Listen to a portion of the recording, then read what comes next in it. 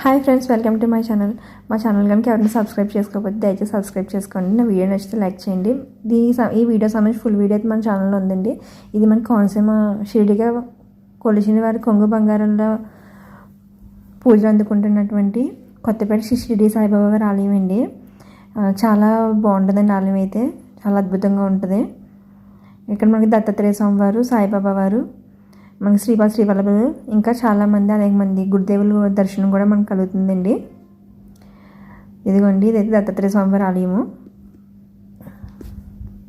ఇక్కడ ప్రతి గురువారము అన్నదానం జరుగుతుందండి. ఉచిత అన్నదానం అనేది చాలా గొప్పగా జరుగుతుందండి. ఇదిగోండి స్వామివారి విగ్రహం ఇది.